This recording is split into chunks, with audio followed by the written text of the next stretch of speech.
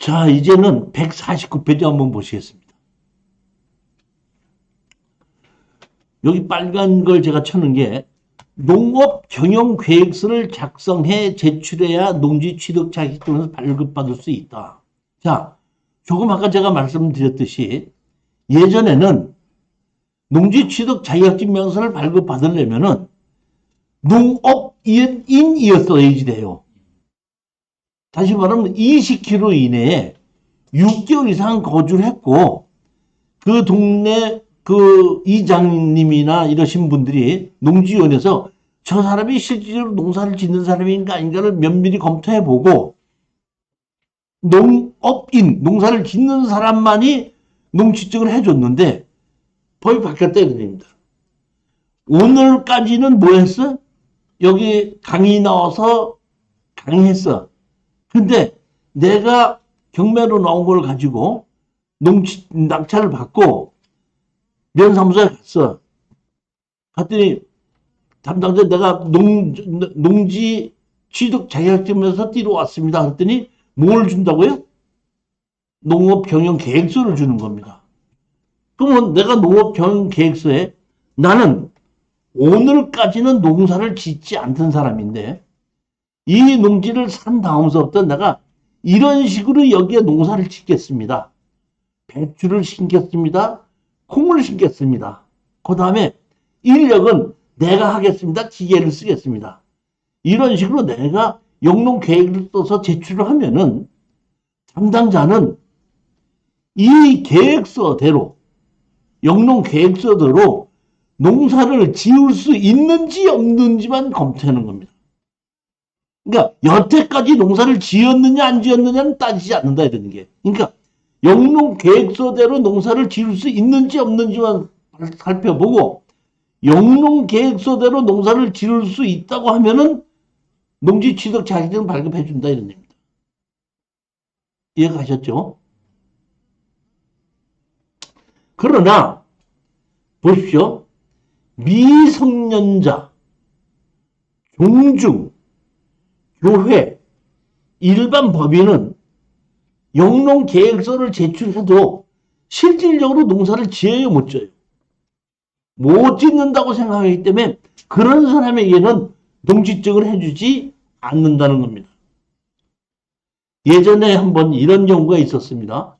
담당자는 뭘 보냐면 저 사람이 농지 취득 자격증을 신청했는데 농사를 지을 수 있느냐 없느냐를 보는 겁니다. 자, 우리 수강생 한 분이 저한테 강의를 들었어요. 들었는데 저한테 전화가 왔습니다.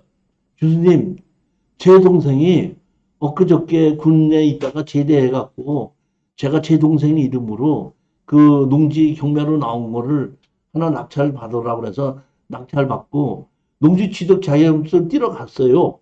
뛰러 갔는데 저기 그 농지 취득 자격증자가 영농계획서 쓰라고 그러고 당신 뭐 하는 사람이냐고 물어봤더니 직업이 뭐냐고.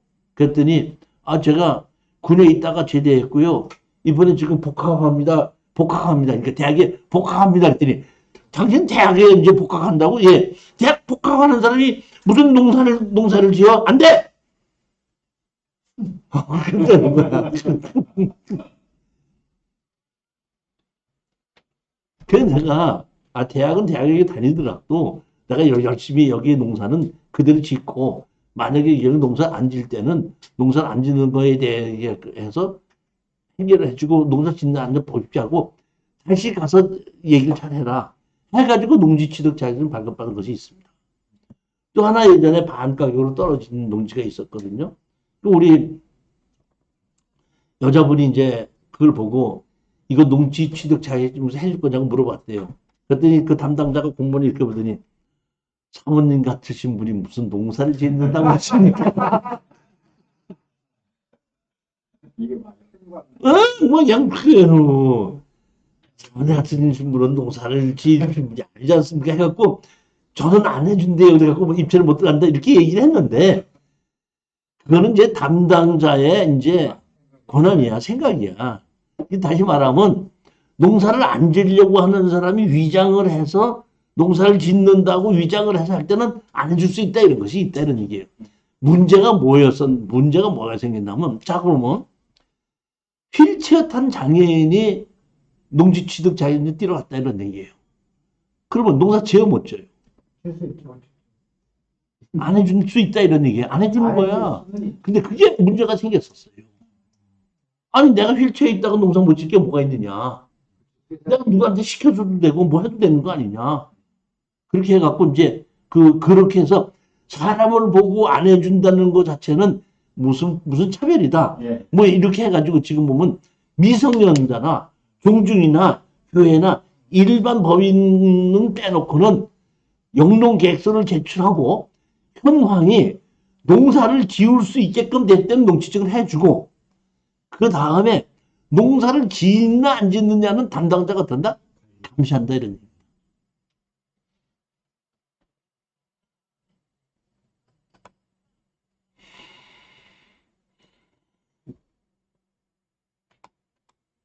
농지개혁법과 농지임대차관리법의 법률이 차제로 폐지되고 1996년부터 현재 농지법으로 일원하면서 농지매매 증명이 농지취득자격증명서로 된다? 바뀌게끔 된 게 농지취득자격증명서를 바뀌기 전에는 농지매매증명이 있었습니다. 근데 제가 그 공부를 안 해갖고 예전에 농지매매증명일 때는 어떤 규제가 있었는지는 제가 잘 모르겠습니다만 농지취득자격증을 하여튼 바뀌게 된 것을 법을 보게끔 되면 나오게끔 되어 있습니다.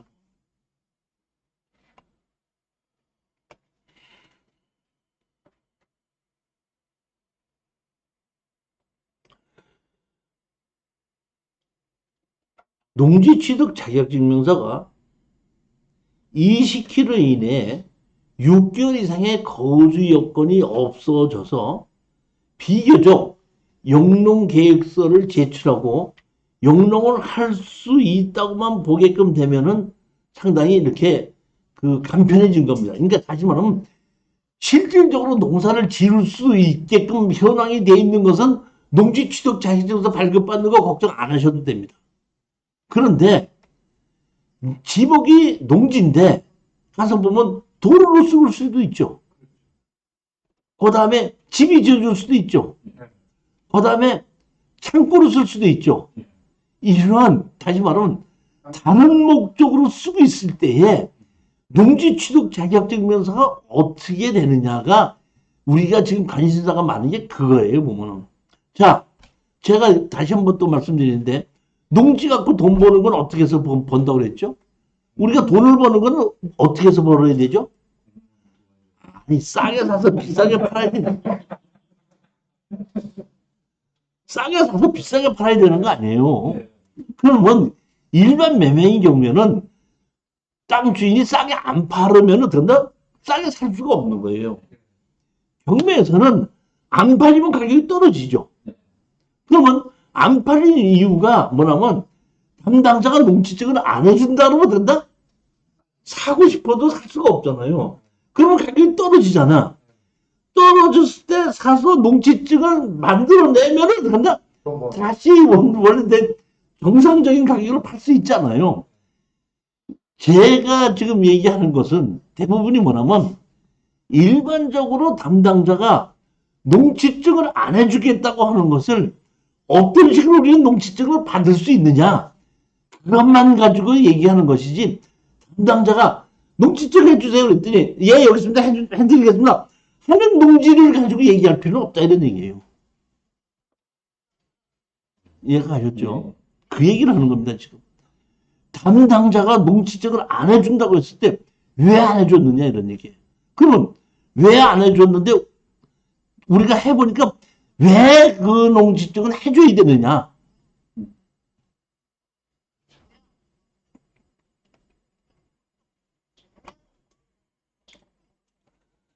153페이지 보시게. 근데 이제서부터는 이 농지 취득 자격증명서의 실전 사례거든요.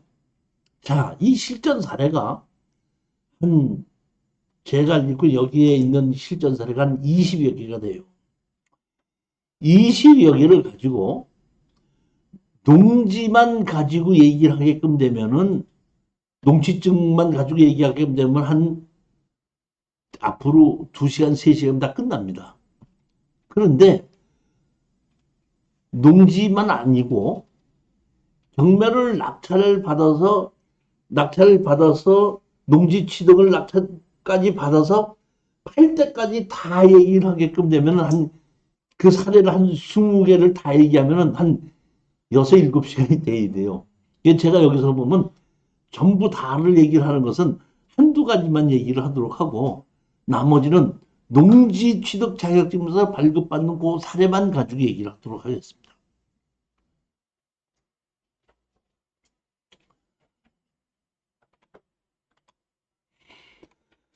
(155페이지) 제가 이제 정리를 해놓은 것이 있는데 한번 보시겠습니다. 농지 취득 자격증명서 발급과 제출의 5가지 유형, 이 경매인 경우만 얘기하는 겁니다. 농지 자격증명서를 제대로 발급받아서 법원에 어떻게 한다? 제출하면 되는 거예요. 뭐. 그 다음에 농지 취득 자격증명서도 없이도 등기 이전이 가능한 농지가 있죠. 대표적인 게 어떤 농지예요? 그게 대표적인 거는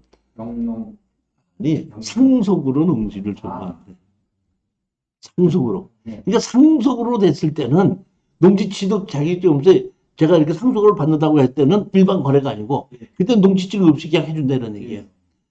학교나 공공기관이나 이런 연구소나 이런 경우에 농지를 구입한다 그러면 농지 취득 자격증 등기 전에 해준다는 얘기입니다. 근데 지금 조금 아까 말씀드렸듯이 개발이 결정된 농지 전역이 결정된 농지 중에서 그러니까 지목 용도 지역이 주거지역, 상업지역, 공업지역은 이미 지방자치단체에서 농사를 짓자고 다른 목적으로 써도 된다. 이렇게 돼 있기 때문에 그거는 농지 취득 자격증명서 없이 된다는 얘기는 아니고 법원에서 그런 경매를 진행할 때 주거지역, 상업지역, 공업지역이다 그러면은 영농계획서 없이 농지 취득 자격증명서를 띄워준다 이런 얘기예요. 무조건 그러니까 농지 취득 자격증명서 없이 해준다는 것이 아니라 아까 농지 취득 자격증명서는 어떤 조건이어야 되죠? 영농계획서를 제출해야 되잖아. 근데 농사를 안 줘도 되는 땅에는 영농계획서 없이 농지 취득 자격증명을 띄워준다는 얘기지 농지 취득 자격증명 없이 그냥 등기전 한다는 얘기는 하고는 다른 얘기인 거야. 이해가 가셨죠? 네. 자, 세 번째, 농지 취득 자격증명의 발급 대상이 아니어서 반려통지로서 가름하는 경우. 뭐야? 반려통지서. 이건입니다. 그러니까 농지법상 농지인 경우에는 농지 취득 자격증명이 있어야지 등기를 해준다 이런 얘기입니다. 그런데 예를 들어 보시겠습니다. 지목이 전이야. 농지 취득 자격증명을 해야 되죠. 근데 거기에 뭐가 있어? 건물이 있어. 건물이 있는데 정식으로 건축 허가를 받았단 말이에요. 그럼 원래는 정식으로 건축 허가를 받은 순간에는 건물이 준공이 되면 그게 대지로 바꿔야 될 건데 땅 주인이 대지로 바꿔달라고 지목 변경 신청을 하지 않았단 말이에요. 그러다 보니까 지목이 전으로 그대로 있는 거예요. 그런데 지목이 전으로 있다 보니까 농지 취득 자격증명서를 제출해라 이렇게 된 거예요. 그러니까 우리 담당자 낙찰 받으신 분이 여기는 지목이 전이지만은 건축물 관리장이 있습니다. 건축물 관리장이 있습니다 하고 제출하니까 이거는 지목이 전이지만은 농지법상 농지에 해당하지 아니하므로 농지 취득 자격증명서가 필요 없는 농지이기에 반려합니다. 다시 봐. 농지법상 농지 취득 자격증명서가 필요 없는 농지이기에 반려합니다. 그러면 농지 취득 자격증명서 없이 등기 이전이 가능하다 이런 얘기예요. 반려증입니다. 반려증. 건축물 대장이 있으면 무조건 합법적인 합법적인 건물이 있을 때는 무조건 되는 게 맞는데 담당자의 의견에 의해서 또 다를 수도 있는 것이 우리 지금 이제 보면 건축물 관장이 있거든요. 있는데 그 담당자 얘기는 건축물 관리대장에 있는 담당자와 현존하는 건물이 다르지 않느냐. 그렇기 때문에 이건 농지법상 농지가 맞다고 우기는 담당자도 있어요. 근데 이제 그것이 그렇게 우겨도 되는 담당자가 있으면은 그런 담당자가 그렇게 하지 말라고 하는 사람이 이제 감사과에 있는 사람인데, 감사과에 있는 사람도 그건 담당자가 잘할지 저는 잘 모릅니다. 이런 지방자치단체는 담당자도 문제가 있고 감사도 문제가 있고 다 문제가 있는데요. 더더군다나 항공사진에도 있거든요. 73년이나. 그러면 거기 가서 이건 항공사진에 있기 때문에 농지법상 농지가 아닌데 하는데도 또 담당자는 항공사진에 있는 거와 현존하는 건축물이 다르니까 또 못해준다. 안 해주려고 그렇게 막 우기면은 행정소송인데. 행정소송 할 수밖에 없죠. 그거는. 근데 뭐 보통 집이 건물 대장이 있어서 집이 있고 이게 땅이 한 200평이면은 선생님 말만 되는데 그 땅이 배지를 안 되고 뭐 전으로 뭐 한 1,500평이 있다든지 이럴 때는 배지가 하기 힘들잖아요. 아니, 그러니까 다시 말하면 농지 취득 자격증 명서를 발급받는 거는 등기 이전을 하는 거죠. 등기 이전은 필지별로 하죠. 그래 안 그래요? 그러니까 필지별로 해서 그 필지 안에 정상적인 건물이 있었다고 할 때는 그런다? 그거는 농지법상 농지가 아니라 그런데 이게. 근데 문제가 뭐냐면 현재에서는 예를 들어서 1000평의 농지를 가지고 건물을 지면은 200평만 한다고 하는 것이 나와 있어요. 근데 옛날에 거는 200평만 하는데 300평대가 없거든? 그러니까 필지별로 하기 때문에 그것이 뭐야? 농지법상 농지가 해당하지 않는다. 이렇게 해야 되는 게 맞아요. 그런데 일반 매매로 우리가 그 1000평이 있는데, 이게 예를 들어서 우리 수강생 한 분이 400평이 있는 땅을, 농지를 샀는데, 거기에 보면 건물이 있어요. 건축물 관장이 있어요. 보면은. 근데 그거를 나한테 물어보더라고. 법인이 살 수 있습니까? 그래서 농지법상 농지가 아니면은 농지 취득 자격증가 필요 없기 때문에 법인이 살 수 있다 이렇게 했거든요. 그걸 산 거예요, 이제 법인이. 근데 그 담당자가 이렇게 농지증을 해줬어요. 농지법상 농지에 해당하지 않냐나 건물을 제외한 나머지의 농지는 농사를 지을 수 있는 곳인데 일반 법인이 샀기 때문에 이거는 그 부분에 대해서는 농지증을 해주기가 없다. 이런 식으로 농지증을 희한하게 해줬어요. 그래서 내가 담당자한테 물었어. 그러면 필지별로 등기를 해야 되는데 그 필지별로 어떻게 등기를 하냐 그랬더니 그럼 분할을 해서 등기를 해야 된다 이거야. 그럼 사야지 분할을 하는지 않느냐 이런 얘기인데 그 담당자 얘기는 뭐냐면 근데 분할을 했을 때에 일반 법인은 그 분할했을 때 나머지 농지이기 때문에 그쪽이 안 된다 이런 의미로 저는 받는다 이렇게 얘기하는데 내가 보기엔 이것도 사실 말이 안 되는 얘기예요. 다시 말하면 등기는 뭘로 해? 필지별로 하죠. 근데 일부는 농사를 짓고 일부는 건물을 지었다고 해서 건물이 있는 데는 잘러 갖고 건물이 있는 거 번지수 떼로 하고 건물이 없고 농사 짓는 데 따로 분할을 해서 같이 농지증을 별도로 만들어 가지고 등기한다는 얘기는 그건 상식에 맞지 않는 얘기다. 저는 보는 겁니다. 그러니까 그거 보면은 그 담당자가 이렇게 고집을 부렸을 때 내가 농어촌 공사에다 질의를 했더니 그런 식으로 했는데 다시 말하면 아까 얘기했듯이 자 보죠. 담당자가 안 해주려고 그러지 감사권도 안 해주려고 그러지 농어촌 공사 담당자도 자기네 편 들어서 어떻게 한다? 그런 식으로 해야 된다. 이렇게 얘기하니까 할 말이 없는 거예요. 저로서는 그렇게 생각해요. 이게 이러한 이 관료주의의 생각을 갖고 있는 공무원이 아직까지 있어요. 근데 옛날에 비하면 10분의 1도 안 돼. 근데 아직까지 그런 관료주의를 하는 공무원이 아직까지도 남아있어요. 그러니까 조만간 우리가 좀 더 경제력이 발달이 되고 다 하면은 이제 이런 그 관료주의가 없어질 거라고 봅니다. 자, 보십시오. 제가 쿠웨이트에 갔거든요. 쿠웨이트에 옛날에 근무할 때 얘기입니다. 근무할 때인데 이제 저도 차가 없을 때는 할 수 없이 시내버스를 타요. 내가 시내버스 이렇게 탔지 않습니까? 그럼 그 시내버스에 거기는 그 운전기사도 있지만 쿠웨이트에 운전기사 있지만은 남자 차장이 있어요. 남자 차장이 있다가 너 손짓만 하면은 벌떡 일어나야 돼. 잘 안 일어나면 그 차장한테 끌어내려가. 일어나고 다른 사람이 앉으라고 하면 그거 안 주는 거야. 그렇게 관료주의가 그렇게 센 거. 그러니까 좀 낮은 국가일수록 그런 관료주의가 그렇게 센 거야. 나 깜짝 놀랐어요. 그 버스 턴 이렇게 봤더니 차장님이 이렇게 차장이 손짓 딱 하니까 벌떡 일어나더라고. 그리고 다른 사람 딱 얘기하니까 그 사람 탁 앉더라고. 불평도 못하고 아무것도 못해. 대한민국에서 그런 일이 있다면 그 맞아 죽지 뭐. 어떻게 그러냐는 난리가. 더더군다나 더 웃기는 일이 보면 이제 그 우리가 이제 입국을 이제 쿠웨이트에 입국을 했지 않습니까? 그러면 2개월 동안 일을 하면서 단기 체류 비자로 들어가서 이제 2개월 동안 일을 하면서 장기 체류 비자로 바꾸는 기간이 있어요, 보면. 처음에는 그냥 여행 비자로 들어갔다가 거기서 이제 그 워크 비자로 바꾸는 거야. 그럼 워크 비자로 바꾸는데 이제 가면 창이 한 10개 정도가 있어요.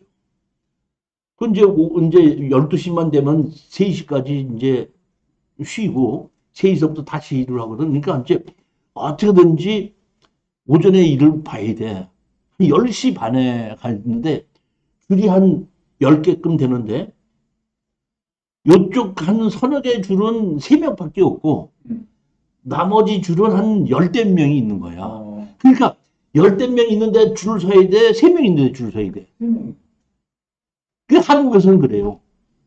그 나는 못 모르고 3명인데 섰어. 섰는데 그 담당 공무원 놈이 옆에 놈하고 얘기를 하느라고 저 옆에는 5명이 다 하고 갔는데도 우리는 앞에 있는 놈 한 명이 안 줄어들어. 왜? 일 안 하고 그냥 그 옆에 놈하고 얘기만 하고 앉았는 거야. 그러니까 그걸 아는 거기 있는 애들은 일하는 애들 줄에 가 있다는 거 거기 10대 명이 서 있어도 빨리빨리 빠지는 거야. 그러니까 나는 못 모르고 갔다 보니까 30분을 서 있어도 한 명도 안 줄어. 그냥 끝까지 있었지 뭐 되겠지 하고. 그런데 보니까 11시 50분이야. 이제 10분만 더 있으면 어떡한다? 점심시간에. 이제 그러면 가서 이제 오후 3시에 다시 와야 돼. 그러니까 그런 시큰 떠들고 있다 이렇게 보다 보니까 세 번째, 네 번째 이제 우리 한국 사람들은 좀 동양인이 적잖아. 이렇게 보더니 헤이 꼬리! 한국 사람 꼬리! 그래갖고 내가 네 번째에 섰는데 꼬리! 일로 와! 그러더라고. 와! 그래서 나보고 패스포드가 뭔데 그래. 그래갖고 걔 탁탁 찌르고 그런 거 하나 하고 내 앞에 섰던 애들이 아무도 말 못해. 이게 관료주의라는 거 아닙니까? 대한민국에서 그렇게 그런 일이 말이 돼 안 돼. 근데 그런 데는 그런 일이 쉽게 일어난다 이런 얘기입니다. 그렇지만은 대한민국에도 그런 일이 없는 것 같은데 아직도 가끔 가다가 그런 짓을 하는 공무원이 아직도 남아 있어요. 보면 아직도. 예? 조금 있으면 이제 없어지겠지. 그러니까 우리 선진국으로 발달해 나가는 나라인데 제가 보기에는 대한민국이 그런 면으로는 우리나라보다 앞선 선진국보다 더 빨라. 더 잘해요. 제가 엊그저께인가 이게 법인 인감증명 띄러 가갖고 대표자 변경해갖고 그 인감카드 바꾸러 갔더니 저기 뒤에 가시면요 이제 신청서 이렇게 쓰십시오. 다 신청하고 신청서 띄고 났더니 그럼 인감증명서 10평 띄고 등기부등본 10통 주세요. 그랬더니 등기부등본 10통은 내가 띄워드리고요.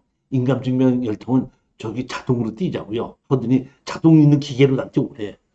근데 카드를 거기서 띄워주더라고요. 그래서 내가 왜 이거는 자동으로 띄고 저거는 기계로 띄는 겁니까? 그랬더니 자기가 띄워주면은 2,000원씩이고 기계로 자동으로 띄면 500원이래. 그러니까 10통 띄면은 그 차이가 더 나지 않느냐.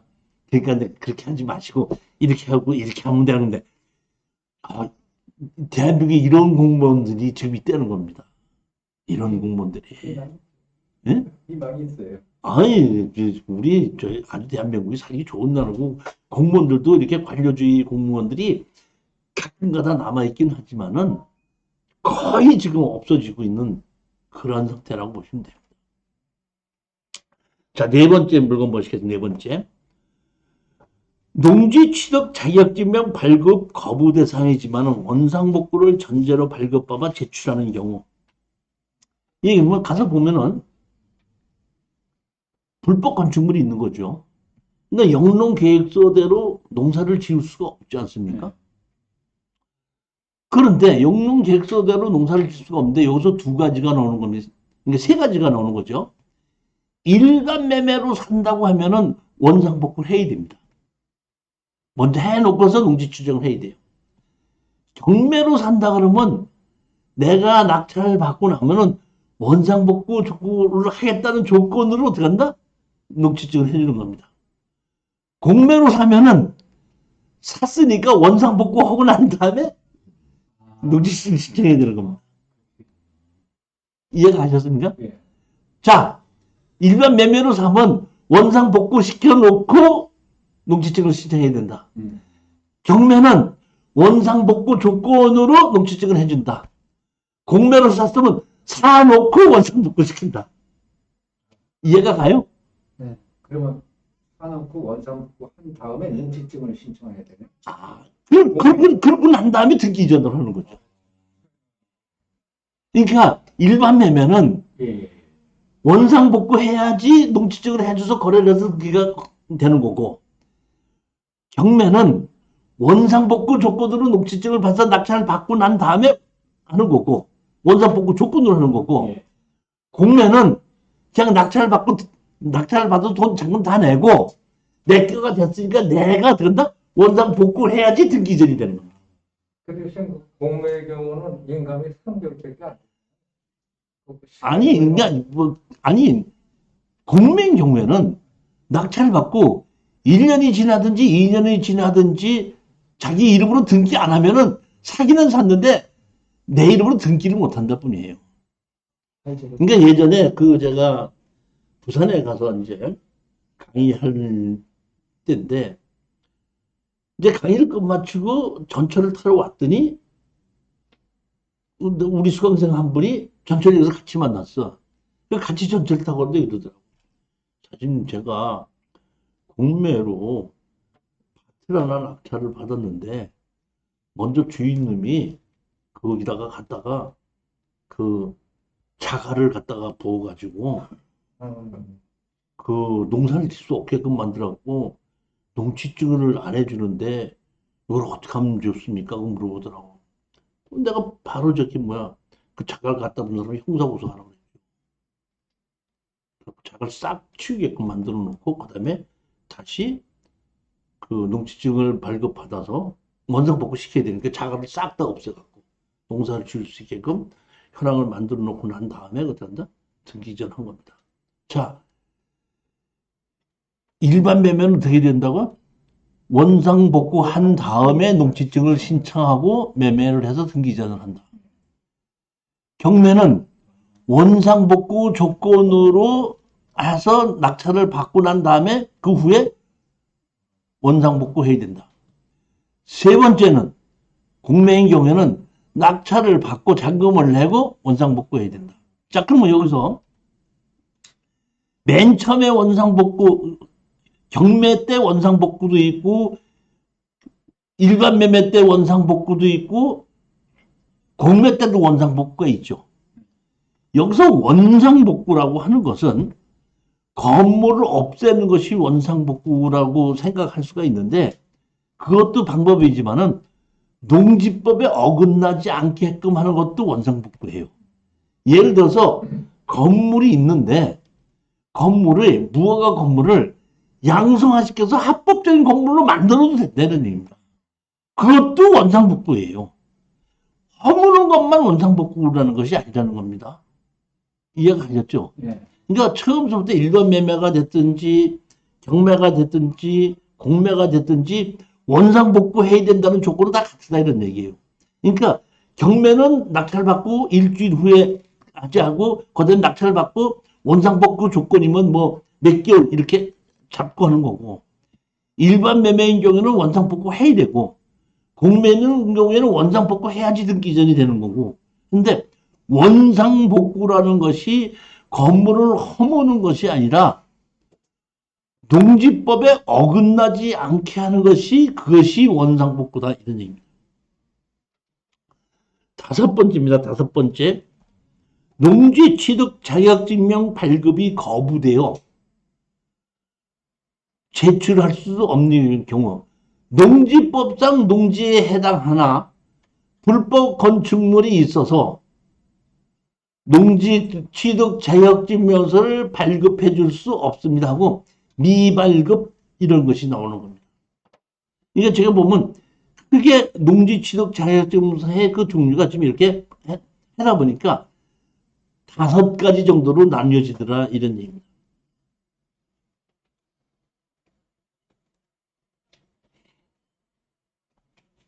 이건 협상이 안 되면 그냥 거부가 되는 거예요. 우리가 불법 건축물이 있을 때 원상복구 조건으로 해주기도 하잖아요. 네. 근데 그거를 공무원이 왔을 때 이건 원상복구가 도저히 안 되겠다라고 판단이 되면 거부할 수 있어요. 그렇지. 담당자의 판단에 의해서 안 해줄 수도 있는데 이제 그런 경우가 이렇게 됐던 거죠. 보면 그렇게 해갖고 담당자가 사람이 살고 있는 집을 어떻게 원상복구하느냐. 그러니까 담당자가 어떤다? 원상복구를 할 수 없다. 그러니까 담당자는 그걸 어떻게 하냐면 허문다는 것만 생각하는 겁니다. 양성화 시킨다는 생각을 하지 않고 그런 식으로 안 해줬다 이런 얘기예요. 그러다 보니까 그 농지취득 자격증서를 발급받지 못한 사람이 이제 소송을 하게끔 된 거죠. 그 1심에서 졌다 2심까지 갔거든요. 2심에서 이제 그 판사님이 이제 했던 게 뭐냐면은 농지에 불법 건축물이 있어서 농지적을 안 해줘서 그 경매가 진행될 수 없다 그러면은 누구든지 자기 집이 자기 농지가 경매로 나오면은 불법 건축물 하나만 얼른 갖다 놓으면 일부러 갖다 놓으면 그거는 채권을 해소할 수가 없지 않느냐. 이거는 잘못된 거기 때문에 이런 경우 경매인 경우에는 낙찰 받은 사람이 원상복구 하겠다는 조건하에 무조건 해주고 원상복구를 하지 않았을 때 거기에 대한 행정제재는 따로 해야 된다. 행정제재라는 거예요. 보면은 농사를 지어야 되는데 농사를 안 짓고 있잖아요. 농사를 안 짓고 있으면 공시지가 20%씩 이행강제를 물릴 수가 있잖아요. 그런 식의 행정제재를 따로 해야지 된다. 이런 식으로 판시를 한 것이 있어요. 그렇기 때문에 웬만만 하면은 농지증을 다 해주는데 지금 제가 봤을 때에 그 농지취득 자격증명서를 발급을 받는 걸 가지고 행정소송을 해서 한 50번을 했는데 50번 다 이겼어요. 진 것은 없습니다. 우리 그 실전 사례에 보면 원상복구 조건으로 해서 농지증을 발급받았는데 원상복구 하지 않았을 때에 행정조치가 들어온 것이 우리 실전 사례에 있습니다.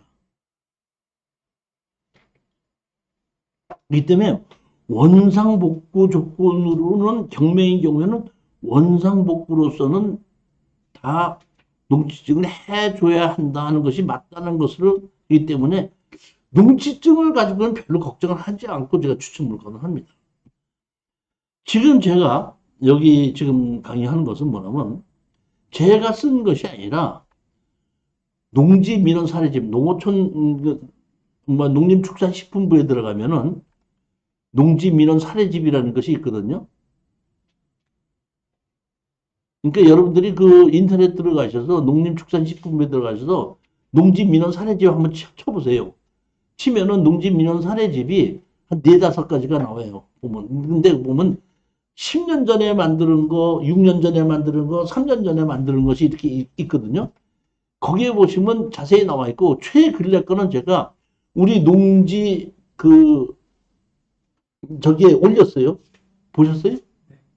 거기 보면 농지가 한번 다 읽어보면은, 아니, 근데 거기서 중요한 내용만 제가 몇 가지거든요. 뽑아 올려놓은 겁니다. 자, 17페이지입니다. 농지 17페이지 보면 불법 전환된 농지를 농지에서 복구하기 이전이라 또 농지 취득 자유 발정 신청 시 농지의 복구 계획서를 추가로 제출하여 해당 농지를 취득 후 농지 소유자는 복구 계획서대로 원상 복구를 하여야 하며 원상 복구하지 않을 경우 농지 소유자에게 해당 농지를 처분하도록 할 수 있습니다. 원상 복구해야 된다 그랬죠. 원상 복구가 어떻게 하는 것이 원상 복구라 그랬죠? 허물든가 농지법에 어긋나지 않게끔 합법적인 건물을 만들든가예요.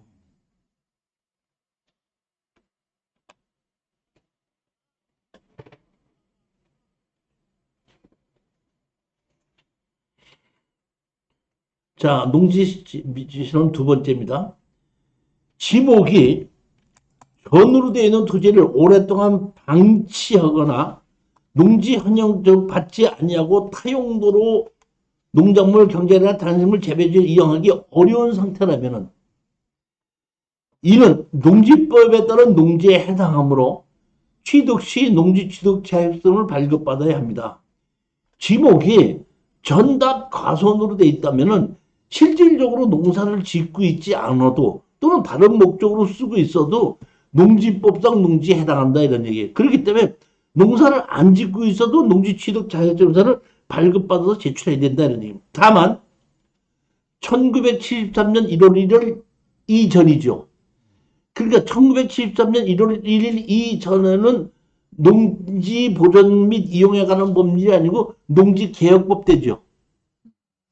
농지개혁법 때는 농지를 다른 목적으로 사용했어 농사를 짓지 않고 다른 목적으로 사용했어도 농지법에 어긋나지 않았다 이런 얘기입니다.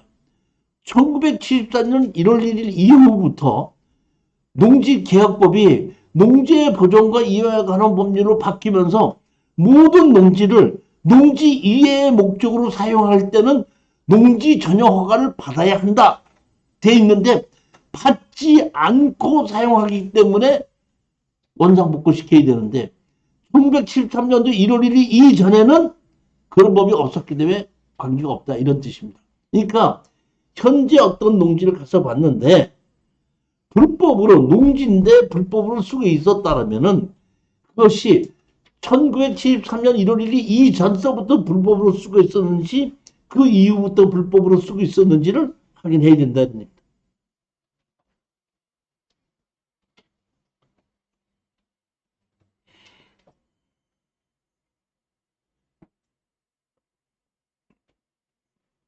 지금 강의하시는 부분이 올해 4월달부터 법이 바뀌었다는 네, 뭐가 있어요?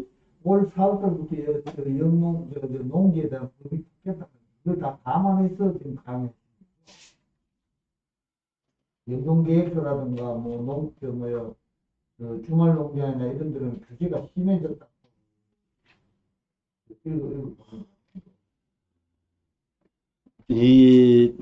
저기 보면 지금 유튜브나 네. 뭐 이런 데서 보면 뭐 언제부터 농지법이 바뀌었다, 건축법이 바뀌었다, 뭐 이렇게 하지 않습니까?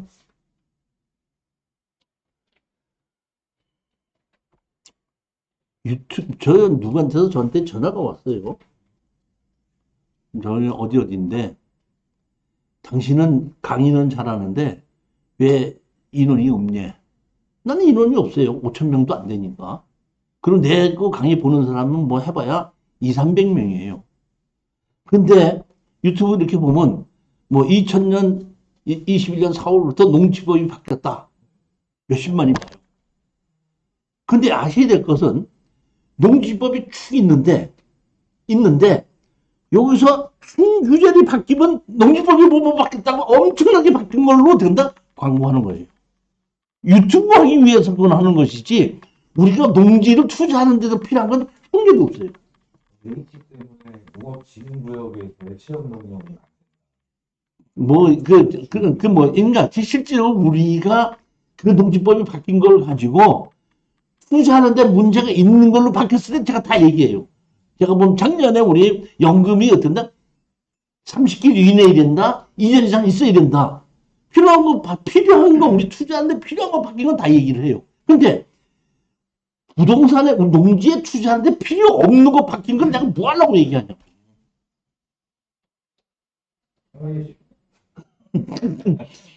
건축법도 오늘도 바뀌고 다음 달에 바뀌고 우리 건축법 보면은 자 보십시오. 건축법도 그렇고 어떤 법이든지 보면은 예가 있죠. 얘가 뭐예요? 입법 예고됐다는 얘기죠. 얘가 3개, 4개, 5개 있는 경우도 있습니다. 다시 말하면 보름 후에 바뀌고 한 달 후에 바뀌고 2달 후에 바뀌고 3달 후에 바뀌는 게 이미 6개월 전부터 바뀔 게 쭉 정해져 있다는 얘기예요. 그럼 보면은 거기 보면 몇 초 뭐가 바뀌는 거예요. 이렇게 말귀가 바뀌는 거거든. 그 아무 우리 부동산 투자하는데 농지 투자하는데 아무 문제가 없는 거라는 얘기예요. 이해가셨죠? 예, 예. 자, 여기서 우리 보면 제가 농지 민원 사례집에서 보면은 2개입니다. 이게 여러분 2개. 중요한 게 봅니다.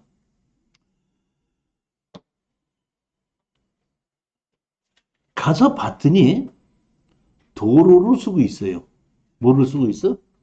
도로를 쓰고 있다. 농사를 짓지 않고 도로를 쓰고 있으면 원상복구 해야 돼, 안 해야 돼?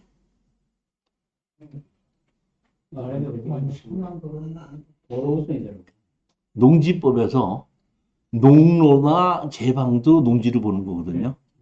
농업용 창고를 지었어도 허가를 받지 않고 농업용 창고를 지었어도 그거는 농사를 짓는 일로 보기 때문에 지목을 대지로 바꾸지 않고 그대로 농로로 보기 때문에 그러한 것이 현황이 농로로 쓰고 있어도 농지증 해주는 데는 지장이 없다 이런 얘기. 그러니까 농로로 쓰고 있다 담당자가 어떻게 한다? 이건 원상복구 조건으로 농지증 해드리겠습니다. 아니 알았습니다. 그냥 그러고 말아버려야지. 거기서 뭐 딸 필요 없다는 얘기예요. 그리고 실질적으로 그 농로로 쓰고 있는 농지는 지목이 농지라고 해서 농로로 쓴다고 해서 불법으로 전용된 건 아니라는 겁니다. 그 다음에입니다. 이게 아주 중요한 겁니다.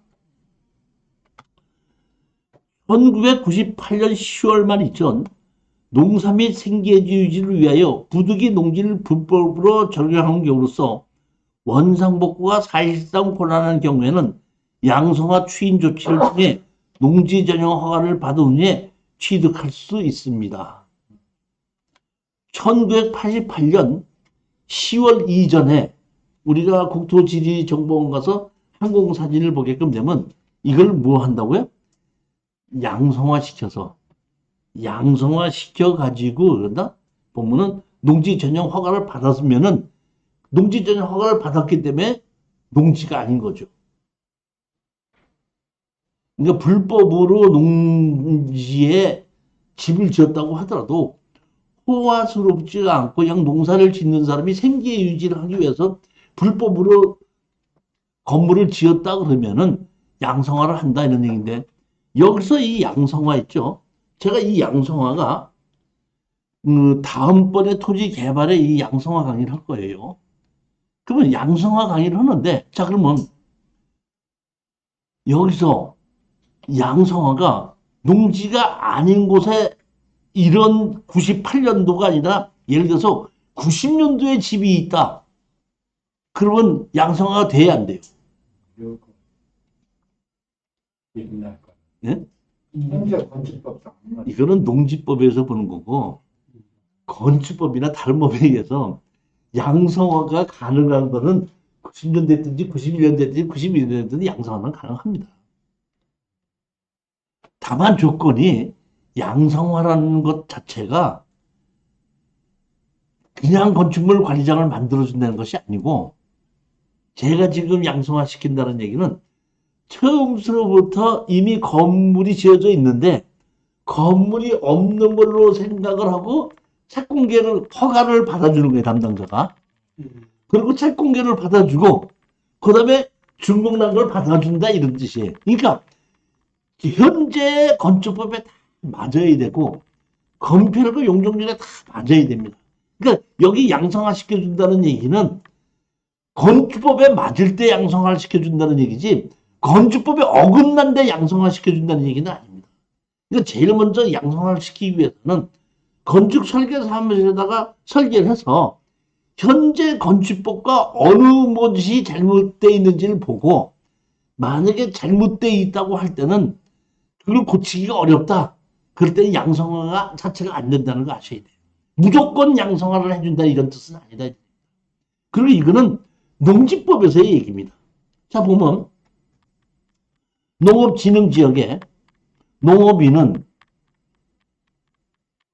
주택을 지을 수 있다. 농지법에 보면 이런 농업인의 주택은 농업인만이 살 수 있다. 농지법에 있어요. 근데 일반 건축법에 농업인의 주택을 신청할 때는 농지법에 의해서 농업인의 주택이야. 그때 농지법 대상이 돼. 근데 건물이 다 짓고 났죠. 짓고 난 순간 일반 건물의 건축법이야. 건축법은 주택이야. 그러니까 짓고 나면은 농지법에서 떠난 거야. 그렇기 때문에 농지법에서는 농업인의 주택이기 때문에 농업인만 거래할 수 있다고 돼 있지만은 짓고 나면은 건축법에 한 주택이기 때문에 일반인들도 거래할 수가 있어요. 무슨 얘기인지 이해가 가십니까? 그건 농지법에서 얘기인 거야.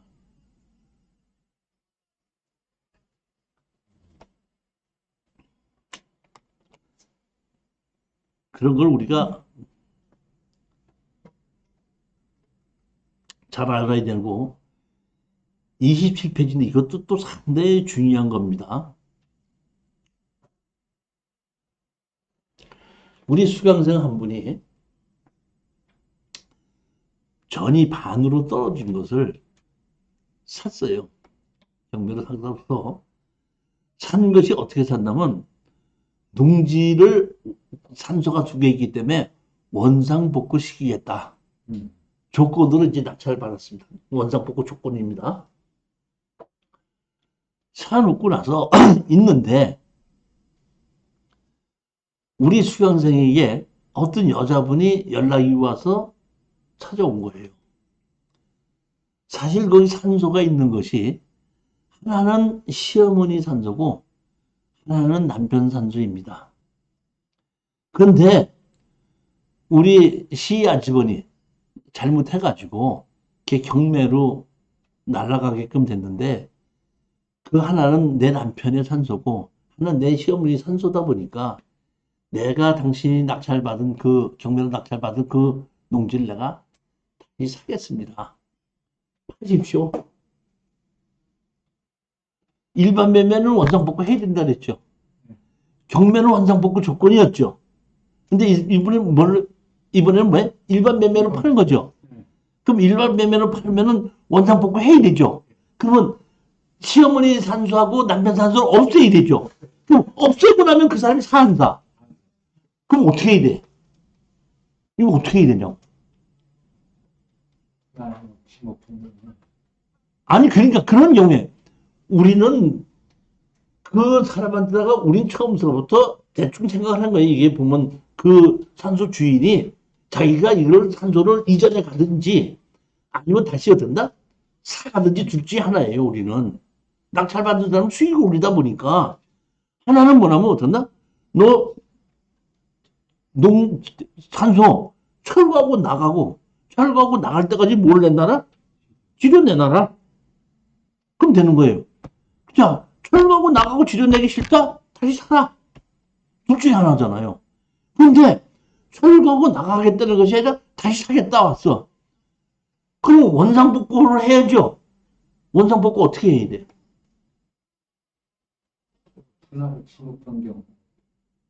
원상복구 어떻게 해야 돼? 이럴 때, 자 보면 묘지가 1973년 이전에 해당되었다 그러면 농지법상 묘지에 해당하지 않는 거예요. 필지물인가? 그렇지 않으면 또 하나는 뭐냐면은 현황이 묘지죠. 네. 토목설계 사무실에다가 가서 여기에 묘지가 있다고 지목 변경 신청을 하는 겁니다. 그럼 거기 측량을 해서 그 부분만 어떤다? 묘지로 바뀌어져요. 그럼 지목이 묘지로 돼 있기 때문에 원상복구 조건 없이 나머지 어떤다? 묘지는 묘지대로 팔고 농지는 농지대로 팔 수가 있는 거예요. 이해가 하셨습니까? 네. 그러니까 우리로서 농지를 투자하는 사람들은 이런 거를 할 줄 모르면 사놓고 산다는 사람이 있어도 팔지 못하는 수가 있다니. 이해가 가시는 걸로 지금 73년 이후에 설치된 묘지요. 그러니까 73년 이후에 한 거는 지목을 바꿔야 된다. 그러니까 측량을 하면은. 그러니까 이 국토계획과 이용을 한 법률에 해서 옛날서부터 저기 뭐 산소가 있었는데 지목 변경을 하지 않았기 때문에 농지로 됐잖아요. 그러니까 농지법상 농지인데 옛날부터 산소로 돼 있으니까 요 산소로 돼 있는 것만큼을 묘지로 바꿔주십시오 하고 지목 변경을 신청해서 그만큼 산소가 있는 것만큼만은 묘지로 바꾸고 나면 팔린 데를 팔 수 있지 않냐. 그건 농지법상 농지에 해당하지 않으니까. 예. 73년 이전에 항공사진이 있었던 그때부터 농지법상 농지에 해당하지 않는 거고. 아직도 이해를 못해서 이해하셨습니까? 여러분이 지금 얼마를 내고 돈을 내고 배우는 거죠? 10만 원 먼저 뽑아야 돼, 안 뽑아야 돼? 몇대 뽑았죠? 아직도 다음번 시간에 보면은 더 농지에 대해서 더 많은 것이 숨어 있는 게 많습니다. 자, 오늘은 여기까지 강의를 하고 다음 시간에 또 다시 뵙도록 하겠습니다. 자, 안녕히 들어가십시오. 감사합니다.